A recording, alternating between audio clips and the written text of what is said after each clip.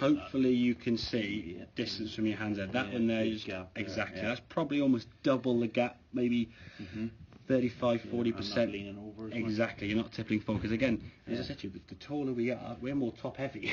If we're leaning forward, it's hard to balance. Exactly. You're hard to balance. Okay. So if the club goes back there now, it's going to be very difficult to maintain. So when you're coming back to golf, you almost have to throw your arms up. So your arms are away from the body there, which can create the sensation the club coming slightly out to in. I would be honest looking at a divot. Yeah. You see the direction the divot's going. The going. thing is, a divot going this way isn't so bad as long as it's after the ball, because you want the club to be going on this arc.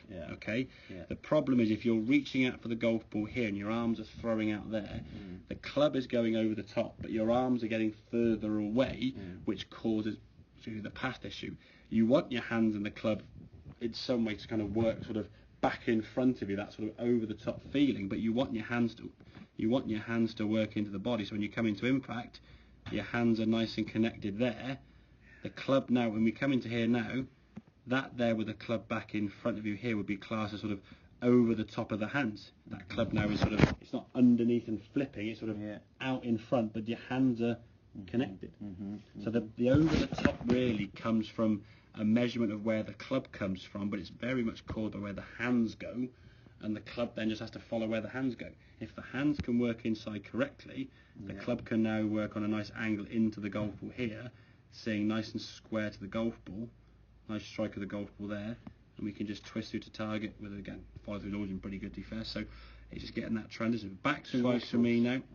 Yeah, well, no, exactly. The thing is, for both you and I, the taller we are, so close is still 30 yards offline sometimes, and that's the problem.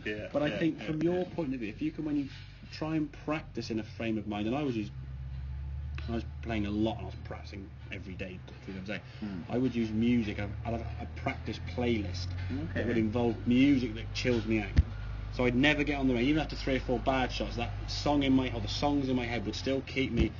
I'm still calm, I'm still chilled out. It doesn't matter. I have it 3 or 4 bad shots, and I then try and go back to perhaps working on the drills.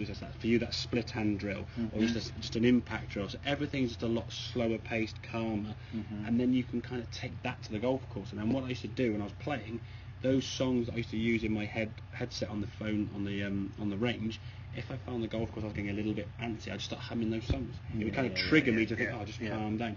You hear a piece of music in the car when you're driving, it creates a reaction, negative or positive, it doesn't matter. It creates sparks a reaction. So if we can try and utilise that on the range, so where we hit shots, and maybe have like a 12 or 15 playlists, song playlists and so on. So when you go to the range hitting 30, 40 balls, that should play all the way through.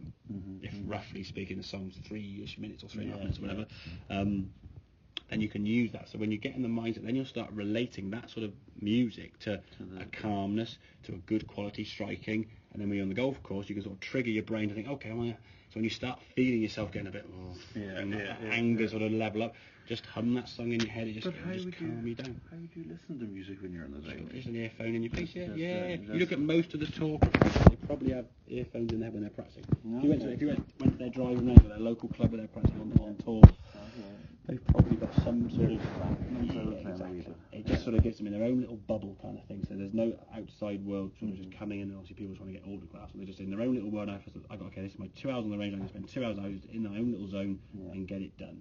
And in other walks of life, people just think they sort of shut themselves off and lock the office door. Don't come and disturb me, kind of, I'm in my own little bubble kind of thing, or whatever it may be. So I think music for me is a very powerful thing, because if we can get this up and nice and calm and relaxed us, we can get those arms working into the body. We're not going to be reaching out for the ball. That's a really good there's no over the top there at all. That club is back in front of you, and the club now is coming to the golf ball nicely on a good angle. And the club, as you can see, is working to the left as it should do. The club, after all, is a circle. It works around the body this way. We don't want to be going out that way. Equally, we don't want to be going out that way. It's not in to out or out to in. It's in and around on an arc. And that's going to come from just the arms and the body work. As the body rotates, the body creates a circle as it twists. The arms follow that and stay it. If your arms are out there somewhere, you're going to create a different angle altogether, and then the body and the arms aren't working in unison. Okay, so feel that setup, create that setup sequence. As we said, always start with the club first. I think on this one we might have seen it. I don't think you set up. There you go. There's your start position. Club in midair, feet down. Okay, and all you do now, you look at the target, and then there's that's where the club kind of wants to go. Okay, and then we slide in. So you just put the club where the ball is. That's brilliant. Okay, not where it wants to be. If I said, okay, right, set your feet down first and guess, shut your eyes and put the club down comfortably, I would hazard a guess it'd be nearer to you from when you were setting up there. You'd probably have it somewhere about there. Yeah. Okay? Yeah. So if you're putting the club down into a position where it doesn't want to go, you're not going to play much successful golf, are you? You've got to get yourself in a position where it's comfortable. So we start with that, then we get that, and then from there we can set the body afterwards.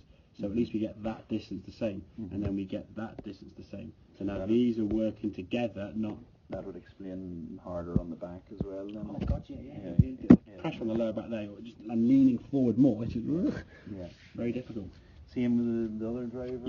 Every club in the back, same routine, same sequence, nothing's going to change on that. It's the same process, same sequence, whether you're chipping, pitching, putting or driving, okay? Obviously the setup will slightly change in terms of distance from the ball and maybe width of stance, but overall you go club down first, then you grip it and you just put your feet to where they need to be for comfort, okay?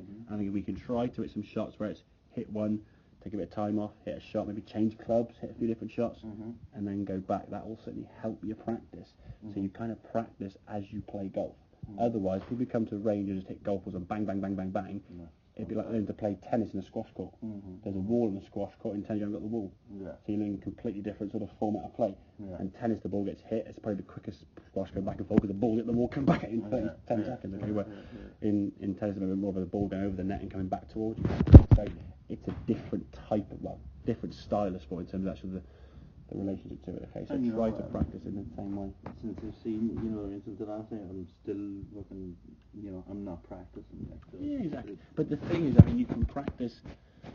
If you said, okay, right, I'm going to spend half an hour a week, okay, or even just in the back garden for 20 minutes or 10 minutes at home, just making some swings at points or targets, okay. What I would suggest is the best practice if you can do at home, just to practice impact, okay?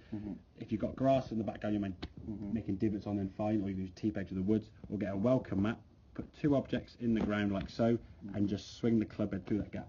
You can swing between two tee pegs and miss them, you're striking the spot there. So as long as you set up in that position there now, you're returning back to a better setup. You're able to return the club back through a gate to therefore strike the ball correctly. So you've got to control that golf club. So you can therefore do left, right, high, low, all the different things.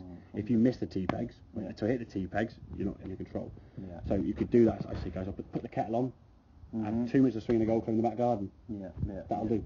Do that every day for 2 minutes. Wouldn't take a long time. It is repetitive. Exactly, But if we can do it in a way that's going to be more and more controlled, so 2 tee pegs in the ground, give yourself maybe an inch or so gap either side, and as you get better at it, hey, bring them closer. You'll start getting more and more confident. I'm getting better at this. I can do it better. That will then boost your confidence on the golf course. Progressively. Because the way you're hitting the ball and when you're striking it good, it's great. It's just trying to repeat that over and over again. Okay, mate? Just quickly. Yeah.